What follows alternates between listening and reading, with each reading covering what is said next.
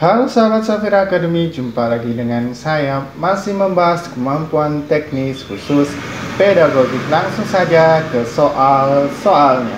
Soal pertama, guru mengadakan penilaian yang mengacu pada kriteria yang telah ditetapkan, mencakup semua aspek kompetensi baik afektif, kognitif, dan psikomotorik.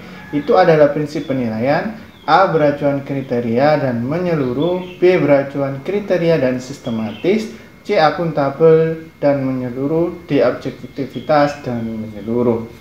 Kalau kita lihat dari soalnya, kata kuncinya pada mengacu pada kriteria dan semua aspek. Maka jawaban yang tepat adalah jawaban yang A, yaitu menyeluruh, artinya penilaian mencakup semua aspek kompetensi, dan beracuan kriteria artinya penilaian berdasarkan kriteria yang telah ditetapkan. Soal kedua, hasil pengolahan nilai bahasa Inggris oleh Pak Rudi menampilkan bahwa dari 32 siswa kelas 7, ternyata 28 siswa memperoleh nilai di atas KKM. KKM yang ditetapkan untuk belajaran bahasa Inggris adalah 70 dan 4 siswa mendapatkan nilai di bawah KKM. Dari ilustrasi di atas, penilaian yang demikian disebut penilaian. A. Penilaian acuan patokan, B. Penilaian acuan norma, C. Penilaian objektif, D. Penilaian terpadu, E. Penilaian menyeluruh. Dalam pembuatan KKM ada dua penilaian, yaitu penilaian acuan patokan dan penilaian acuan norma. Pilihan lain itu adalah prinsip penilaian objektif, terpadu, dan menyeluruh.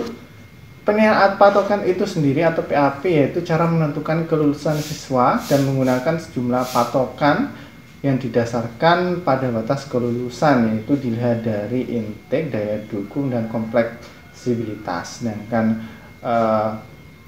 norma dilakukan mengacu pada norma kelompok atau nilai-nilai yang diperoleh siswa dibandingkan dengan nilai siswa lain dalam kelompok.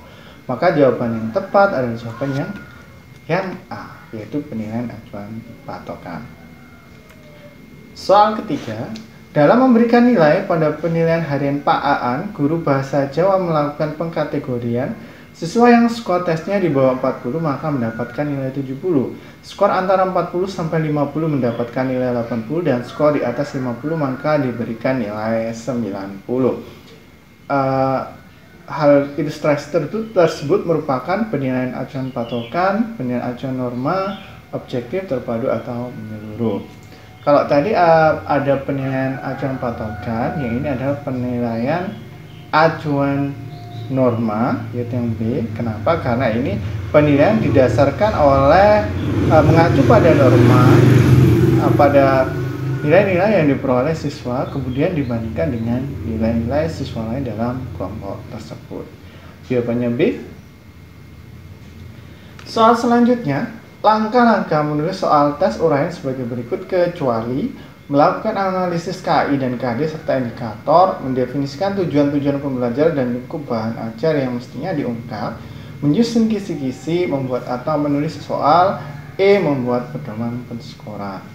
Langkah-langkah menulis soal tes uraian sebagai berikut, yaitu yang pertama yaitu mendefinisikan tujuan, menyusun kisi-kisi, membuat soal, mengorganisasikan tes, membuat petunjuk pengerjaan, mengadakan uji coba, dan merevisi soal. Maka jawaban ini kecuali yang A.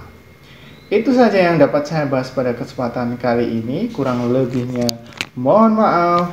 Terima kasih.